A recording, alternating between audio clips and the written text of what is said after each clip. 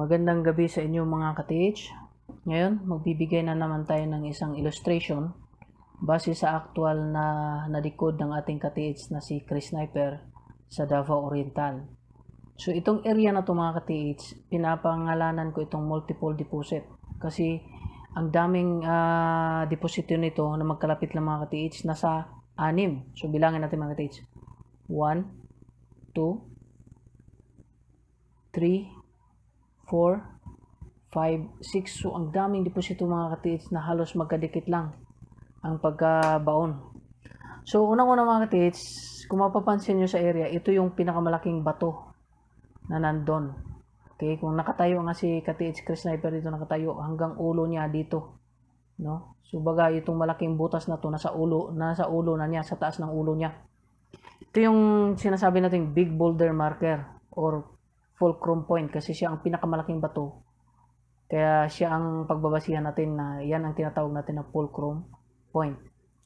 Yun, anong napapansin nyo sa bato na ito mga ka-TH? Meron siyang metal element marker. Okay? Metal element marker, yan. At saka wood element marker. Okay?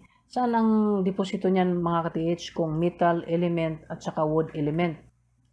Nandito sa ating 3 grams mga ka-TH. Okay. Ang wood element, mga ka-TH, ang wood element is nasa due east or 90 degrees o di kaya nasa southeast or 135 degrees. Okay? Ang wood element. Tapos, ang metal element, mga ka-TH, ang metal element is nasa due west or 270 degrees or nasa 315 degrees or northwest ang metal element. Pero dito sa area na dinidikod ng ating ka-TH na si Chris Sniper, ang tinuturo na direksyon nitong metal element at saka itong wood element is in east-west direction mga ka-TH. Bakit nasabi natin east-west direction? Kasi nagbabase yan sa mga coordinate markers mga ka-TH. Kasi kung sasabihin mong southeast, no? Ito, 135315 degrees ang alignment, wala namang mga coordinate markers na papunta sa 135315 degrees alignment. So, ibig sabihin, ang may mga coordinate markers mga ka-TH is east-west direction.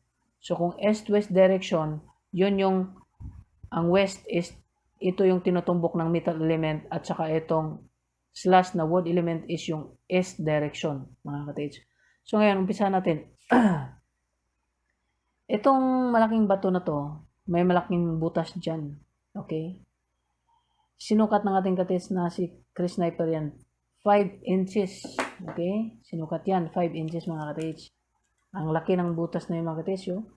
Abot dito. 5 inches. Ang laki ng butas. Okay? Mga ka-TH. Ngayon, dahil nasa uluhan niya yan. Nasa uluhan. Kasi pag nakatayo siya nasa ulo niya, kinonvert niya yan, minultiply pa niya ng times 3 yan. Ang 5 inches kasi mga ka-TH is equivalent to 5 feet. Tapos ang 5 feet niya is minultiply niya ng 3. So equivalent to 15 feet. Bakit ginawa niyang 15 feet or nag-multiply siya ng times 3? Kasi nasa taas. Kasi nasa taas ng uluhan niya. So ibig sabihin, pag mataas ang location ng butas, tapos malaki ang butas mga ka-TH, is minumultiply ng 3. Okay?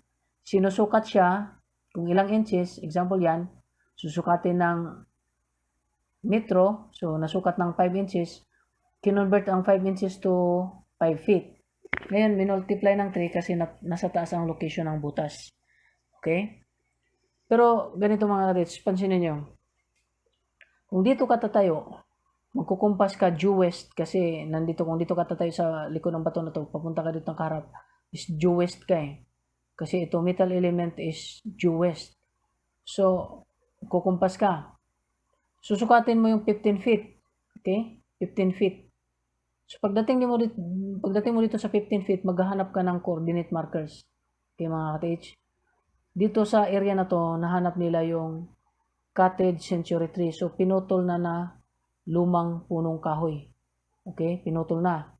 Tapos dito naman sa kabila, meron ding pointed rock. Ang pointed niya is nakaturo din dito sa direction na to. Kinumpas yan mula dito sa center na to, north-south alignment. Itong sa north side ang cutted tree at saka sa south side naman itong pointed rock. So naka-align siyang tatlo. Ang cutted tree, ang deposit at saka ang pointed rock. So pasok siya sa 3 grams mga ka-TH. Tapos naka-counter sign or coordinate marker din niya yung malaking bato doon na may butas. Pero mga ka-TH, kahit hindi mo pasukatin yan, hindi mo na siya i-convert into feet. Ang gagawin mo lang mga ka-TH kasi nakaharap siya sa west. Tapos ito metal element, ibig sabihin west. So magkukumpas ka papuntang west, tapos maglalakad ka lang papunta rito. Kahit hindi mo nasukatin na 5 inches, ganito, maglalakad ka papunta rito. Pagdating mo dito, maghahanap ka ng counter sign. Pagtapat mo dito, hanap ka ng counter sign, so mahanap mo yan, north-south alignment. So okay ka dyan sa position na yan. Tatlong coordinate marker ka na. Meron kang cutted tree, north-south alignment, at saka itong pointed rock. Tapos nandito ka din sa east-west alignment ng butas ng malaking bato. Okay? Maliban dyan mga ka-TH, andito pa yung isang bato, mga ka-TH, na merong pointed hole. Kumbaga yung butas niya hindi talaga bilog. Medyo pahaba na patulis. Pero yung patulis niya is naka-direction papunta rito. Kinumpas yan mga ka-TH is 45 to 25 degrees alignment. Yan. So ibig sabihin pasok siya sa 3 grams. So confirm itong area na to. Marami siyang coordinate marker. Una, ito. 1, 2, 3, 4. So, 4 na coordinate marker na nag-intersect dito. So, positive itong area na to. Dinouble check ito. Ginamitan ng Japanese 1. So, nag-confirm na positive. Yan ang unang deposit mga ka-TH sa decoding. Pangalawa mga ka-TH, ito. Itong malaking bato na to, merong X sign. Pero dito malaki. Medyo malaking guhit ng guhit niya sa bato, pero diretso siya pababa. Okay? Pointing down to treasure ang ibig sabihin niya mga ka-TH. Pag may makita kang guhit sa bato ng ganyan, tapos merong diretso talaga sa baba, X, tapos may diretso sa baba, ang ibig sabihin niya mga ka-TH, tinuturo niya kung saan ang deposito. So ito, kasi tinuturo niya sa baba, suspected natin na nandito yung treasure. Ngayon, i-confirm natin kung pasok rin siya sa 3 grams base doon sa previous na deposit na nalukit natin. So, kinumpas yan, nasa 135 degrees doon. Tapos, 315, 135. So, pasok siya sa 3 grams mga ka-TH. So, confirm tong area na to. Kasi ang ibig sabihin nito, pointing down to treasure. Okay?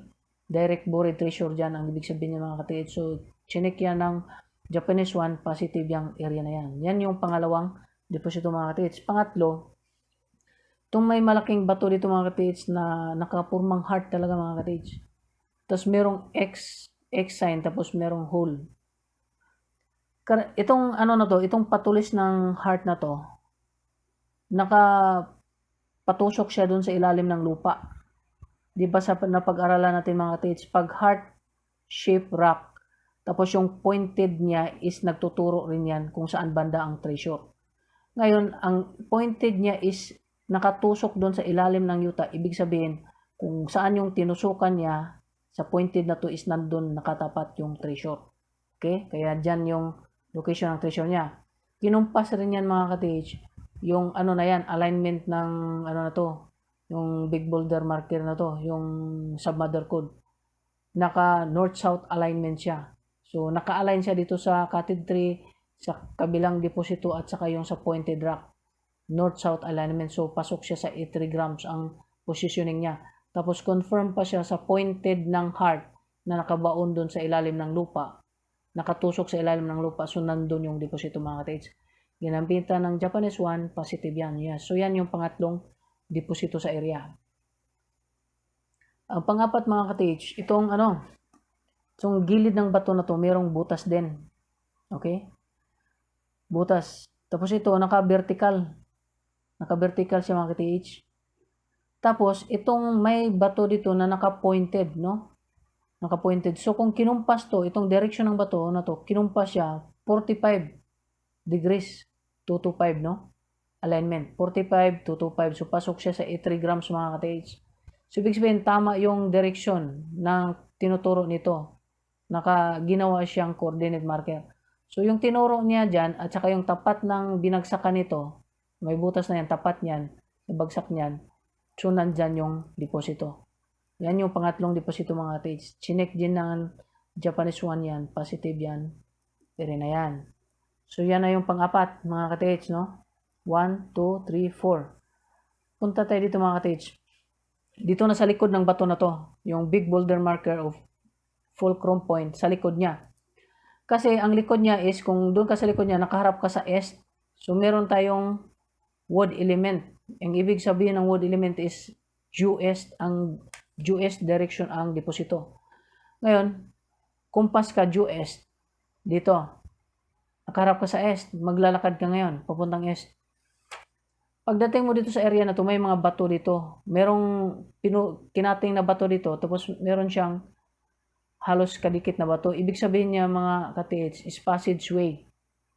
Ang ginamit dito mga katids, simple lang ang direction, nagtuturo kung saan ang deposito. Okay?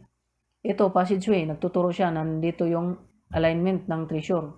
Ito rin bato na to mga katids, may daanan din siya. Basta dalawang bato na may daanan sa gitna, passageway ang tawag niya mga katids.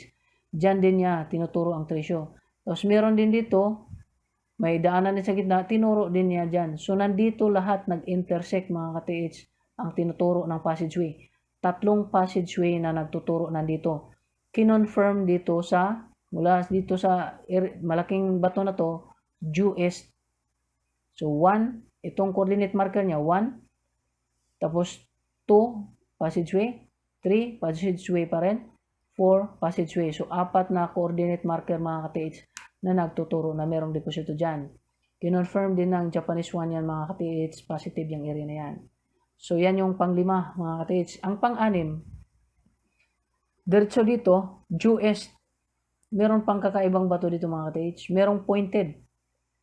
So, di ba sinabi natin, basta pointed rock, nagtuturo yan sa direksyon ng treasure.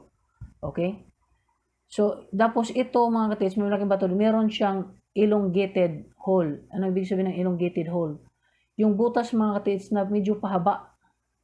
Ang ibig sabihin niya mga katids, nagtuturo din yan sa direksyon ng treasure. Ngayon, nasaan ang treasure mga katids? Ito ba? Due east to. Pupunta kang east, alignment. So, nandito kang alignment. Tayo ka dito. Pointed rock, nagtuturo dito. So, dito intersection niya. Tapos ito namang elongated hole, nagtuturo din papunta rito. So, nandito yung intersection. Tatlong coordinate marker. East-west direction, mula dito sa malaking bato, diretso dito, east-west direction. Tapos, meron siyang elongated hole na naka-intersect dyan at meron siyang pointed rock na naka-intersect dyan. So, kung kinumpas yan, kung nandito ka, 45 to 25, so tama yung alignment ng pointed rock. So, kung nandito ka rin, yung direction din ng elongated hole is 135315 degrees alignment. So, pasok din sa 83 grams mga katids. So, tama siya mga katids. Chinek din ng Japanese 1 yan, confirm yung area niya yan. So, ganyan katindi yung area na ito mga katids. Multiple deposit, 6 na deposito na halos magkalapit lang sa isang area, no? 6 na deposito. So, yun lang mga katids. Sana makatulong ito sa pagdidikod nyo sa sarili nyong area. Kung bago lang kayo sa aking channel, paki-subscribe. Maraming salamat.